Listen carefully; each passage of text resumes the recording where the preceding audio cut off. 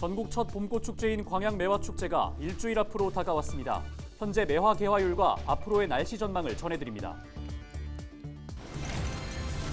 봄철 건조한 날씨가 지속되면서 산불 발생이 늘고 있습니다. 주요 원인으로는 입산자 실화나 논밭 태우기 등이 꼽히고 있습니다. 오는 8일 치러지는 전국 동시조합장 선거가 혼탁 양상을 보이고 있습니다. 전남도 선거관리위원회는 선거 위반 행위를 적발해 3명을 고발 조치했습니다. 일상생활에서 어려움을 겪는 시각장애인들은 어떤 도움이 필요하고 이들을 도울 때 어떤 점을 주의해야 하는지 기자가 간다에서 살펴봤습니다.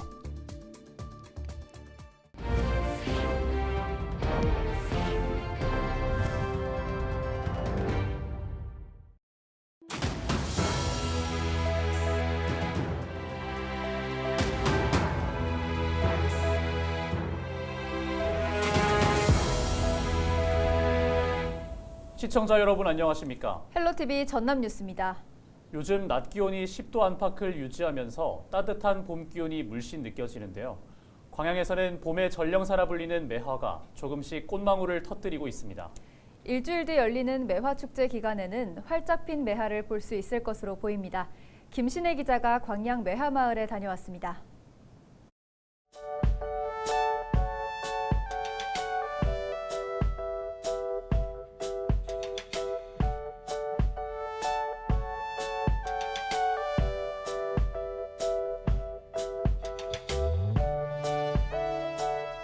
길을 따라 빨간 매화가 꽃망울을 터뜨렸습니다. 백매화도 조금씩 모습을 드러내면서 봄이 오고 있음을 알립니다. 일찍 매화마을을 찾은 관광객들은 물씬 풍기는 봄 분위기에 설레는 모습입니다. 너무 많이 느껴지죠. 네. 그리고 저는 제 이름값 하러 왔어요. 봄춘자여서. 지난달 20일부터 피기 시작한 매화의 현재 개화율은 20% 수준. 마을 아래쪽은 대체로 많이 폈지만 위쪽으로 올라갈수록 아직은 꽃봉오리인 매화나무를 쉽게 볼 수 있습니다. 다음 주 시작되는 매화축제 전까지는 꽃들이 활짝 필 것으로 예상됩니다. 기상청은 당분간 큰 추위나 비 소식은 없고 고기압의 영향을 받아 온화한 날씨가 지속될 것으로 내다보고 있습니다. 광양 지역 4일부터 9일까지의 아침 최저 기온은 4도에서 8도, 낮 최고 기온은 16도에서 20도로 평년보다 약 5도 정도 높은 따뜻한 봄 날씨가 지속되겠습니다. 다만 10일부터는 일시적으로 찬 공기가 남하할 가능성도 있어 최신 예보를 참고할 것을 당부했습니다. 이곳 다음 매화마을에서 4년 만에 열리는 광양 매화축제는 오는 10일부터 19일까지 이어집니다.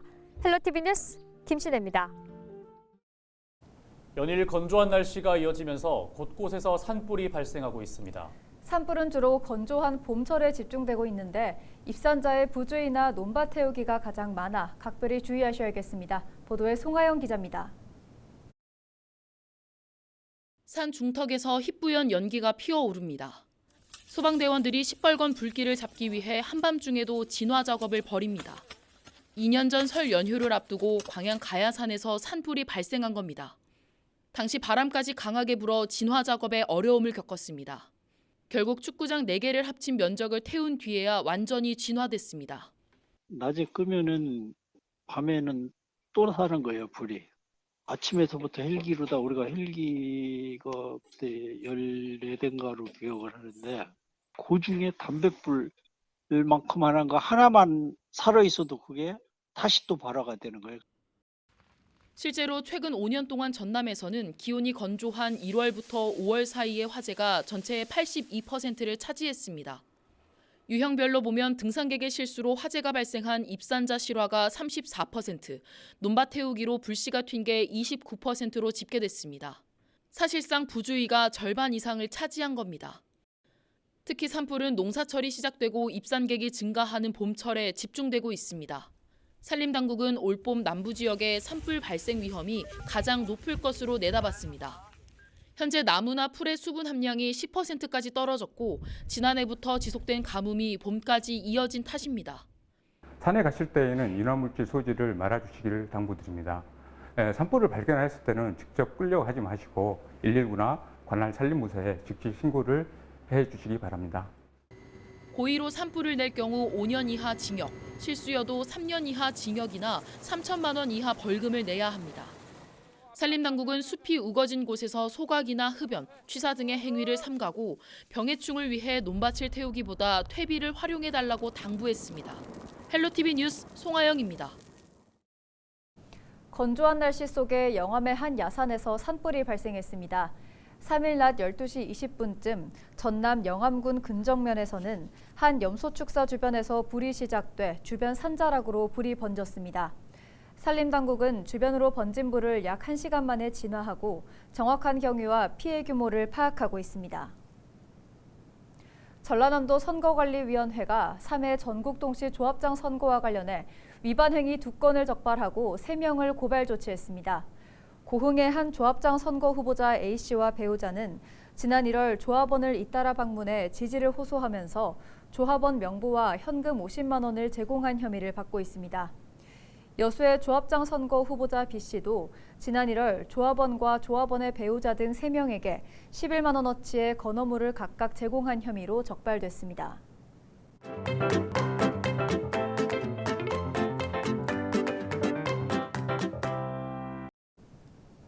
일상생활에서 시각장애인들이 겪는 어려움을 대부분 알고 있으실 겁니다. 문제는 시각장애인들을 어떻게 도울지 몰라 주저하시는 분들이 많으실 텐데요. 김한식 기자가 시각장애인의 어려움을 직접 체험해봤습니다. 이번 기자가 간다 시간에는 시각장애인들이 일상생활에서 어떤 것들을 어려워하고 불편함은 또 무엇인지 제가 직접 한번 체험해 보겠습니다. 도심의 한 횡단보도 앞, 흰 지팡이를 짚고 기다려 봤습니다.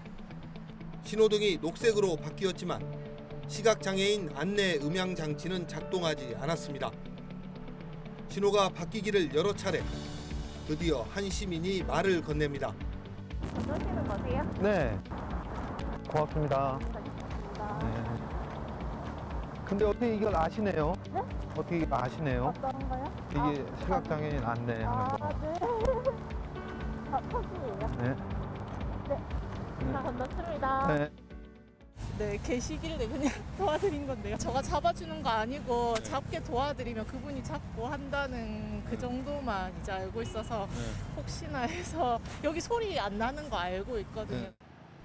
무관심 속에 한 시민의 도움이 없었다면 얼마나 더 기다려야 했을지 모릅니다. 한 시민의 도움으로 제가 무사히 횡단보도를 건널 수 있었는데요. 실제 시각장애인들에게 도움을 줄 때는 주의할 점도 있습니다. 어떤 점들이 있는지 제가 직접 한번 배워보겠습니다. 시각장애인들의 재활과 자립을 위해 설립된 복지관을 찾아갔습니다. 안내하는 방법을 배우기 전 그들의 어려움을 먼저 알아야 한다는 전문가의 조언.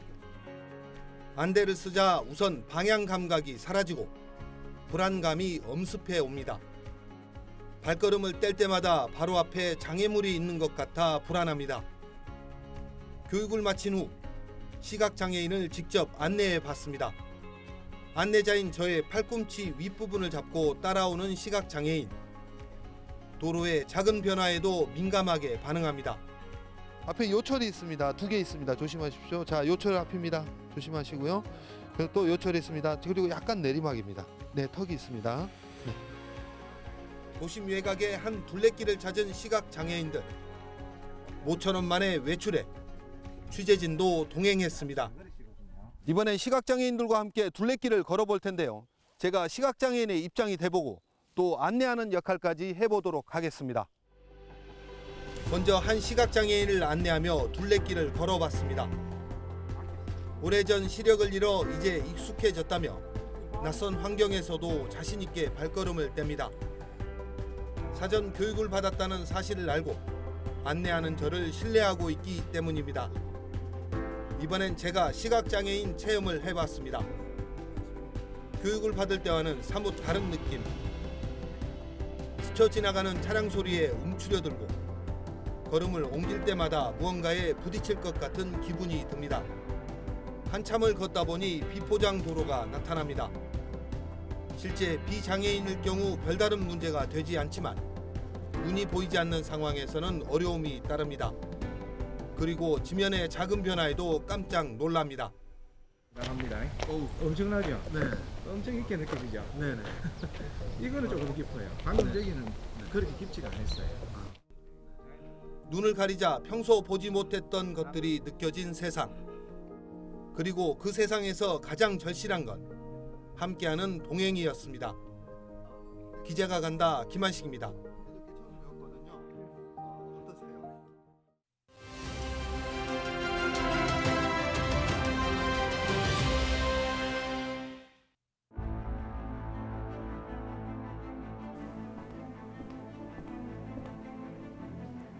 한국교육개발원이 발표한 지난해 학교폭력 실태조사 분석 보고서를 보면 학교폭력 피해를 본 학생 3명 중 1명은 피해 사실을 부모님이나 학교, 상담기관 등에 알렸지만 해결되지 않았다고 답했습니다. 10,000명 이상의 학생은 피해 사실을 알려도 언어폭력 피해에서 벗어나지 못한 셈입니다. 학교급이 올라갈수록 피해 사실을 알리는 경향이 강했습니다. 하지만 실제 도움받았다는 정도는 고등학교가 가장 낮은 것으로 조사됐습니다. 국가수사본부장에 임명됐다 낙마한 정순신 변호사의 아들 학폭 논란을 계기로 정부가 학폭 근절 대책을 수립 중입니다. 피해 신고 후 조치를 실효성 있게 마련해 피해 학생을 제대로 보호해야 한다는 지적이 나옵니다. 학부모들도 학폭 피해 학생들에게 어떤 것이 실질적으로 도움이 되는지 몰라 아이들을 힘들게 하는 경우가 많은데요.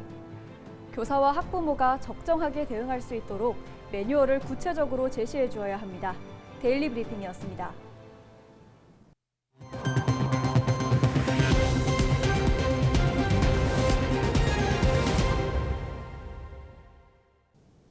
신안군의 대규모 해상풍력 발전단지를 구축하는 과정에서 어업인들의 수용성을 확보하기 위한 노력이 이어지고 있습니다. 신안군은 2일 어업인 관계자가 참석한 가운데 수용성 확보를 위한 용역보고회를 갖고 신재생 에너지의 개발이 이익을 공유하는 방안과 어업인의 대체사업 발굴 피해 보상 등 다양한 방안을 청취한 뒤 의견을 나눴습니다. 신안군은 오는 2030년까지 8.2기가와트급 규모의 해상풍력 단지가 조성되면 연간 3천억 원 규모의 주민소득이 창출될 것으로 내다봤습니다. 한편 신안군 어업인연합회는 어업인 단체 가운데 전국에서는 처음으로 보고회에 앞서 성명을 내고 해상풍력단지 조성을 서둘러야 한다고 촉구했습니다. 우주발사체 조립장 유치를 두고 지역 간 경쟁이 치열해지는 가운데 고흥군이 우주발사체 특화지구로 지정된 고흥의 조립장을 유치하는 것이 당연하다는 입장을 밝혔습니다. 고흥군은 한화에어로스페이스가 고흥과 순천, 창원 등 3개 후보지를 두고 평가를 통해 유치 지역을 선정하겠다는 것은 우주산업 집적단지를 중심으로 관련 산업을 육성한다는 정부 정책에 반하는 것이라고 비판했습니다. 고흥군 의회와 향후회 등 단체들도 범군민 서명운동을 전개하며 우주발사체 조립장 유치 의지를 내비쳤습니다. 해남군이 정부 공모사업인 지역형 플러스 일자리 사업에 선정돼 도시에서 일손 지원을 받게 됩니다. 해남군은 공모사업 선정을 계기로 올해 연말까지 지역농가나 제조업체, 소상공인 등 구인처를 발굴한 뒤 해마다 5,000명 규모의 구직자를 연계하기로 했습니다. 자세한 내용은 해남군 경제산업과 일자리 창출팀에 문의하면 됩니다. 트로트 가수 서지호가 광양시 홍보대사로 위촉됐습니다. 가수 서지호는 광양읍 출신으로 돌리도 남이가 등 다수의 히트곡을 보유한 데뷔 30년 차 가수입니다. 이번 홍보대사에는 광양시 SNS 캐릭터인 매도리도 함께 위촉됐습니다. 이들은 앞으로 2년 동안 광양시를 알리는 다양한 활동에 참여하게 됩니다. 진도군이 학교 급식에 쓸 친환경 농산물을 지원합니다.